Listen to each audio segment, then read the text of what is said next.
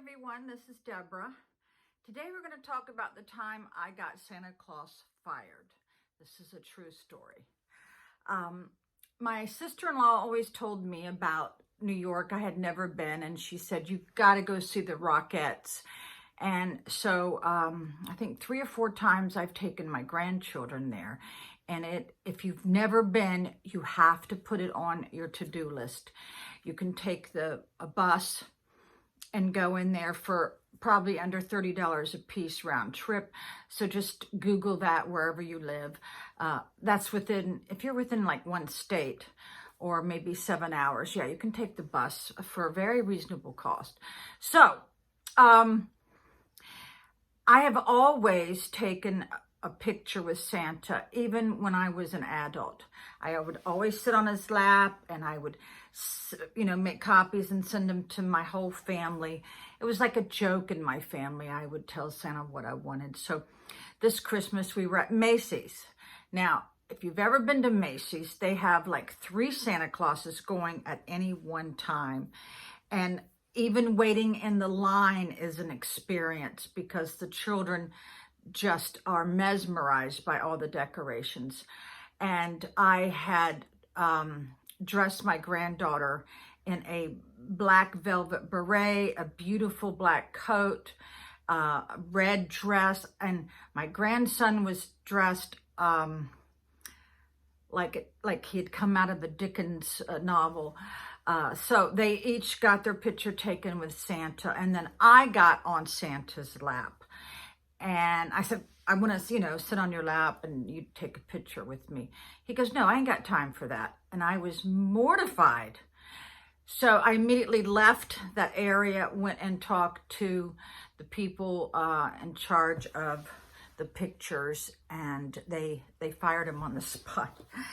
Yeah, because if you're Santa Claus, you've got to go with the flow of different people and their personalities. But that is a true story. So, any other Santa? Oh yeah, this is really good. I always had huge Christmas parties where it was black tie event. I had a bartender. I had people coming in ball gowns from the nearest high school who would, in tuxes, they would be outside singing Christmas carols. I had cooked for 2 weeks solid. People would get in line for my crab dip. It was a wonderland. I had 7 trees, a tree in every bedroom. The one in the living room was like 10 feet tall. I had a black baby grand piano, and I had someone come in and play Ave Maria. And it was something that I will never forget. I hung Christmas lights on almost every tree surrounding my house, even on the chicken coop, because I had a boom truck and I could go up like 60 feet. So you could see the lights way from the road. So I had a Santa Claus outfit, and I always had a Santa there for all the little children to tell what they wanted for Christmas. And then I hid it underneath our bed in the master bedroom. Well, many years later, I guess my grandson was about 8, and I was in one of those moods. And I said something about Santa. And my grandson said, Nanny, I know there's not a Santa Claus. And I go, well, how do you know that? He goes, because there was no Mrs. Claus outfit under your bed. And I found that so remarkable that is how he figured out there was no Santa. But I believe in Santa. And if you don't, I always say in my family, if you don't believe in Santa Claus, then you don't get any presents. But Christmas is totally changed when you are my age, almost 66. I have to watch every penny, so I can't spend any money on people's Christmas presents. I think it's time for payback. They should be spending money on me, maybe.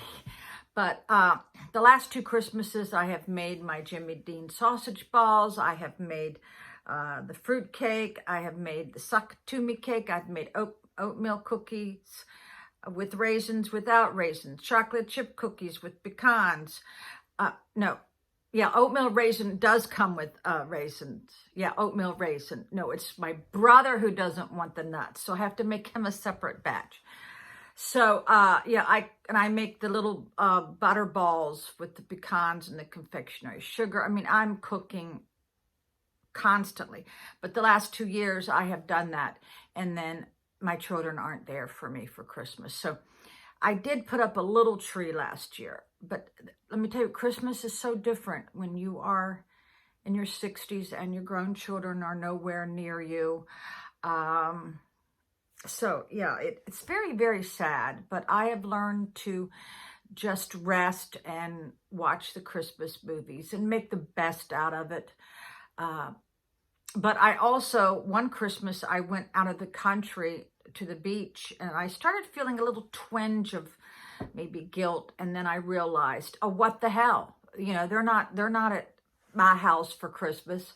It's time I do something for myself. So if any of y'all are in my situation, don't feel guilty if you go on a cruise ship at Christmas or whatever. You do what makes you happy, especially if you're in a situation like I am.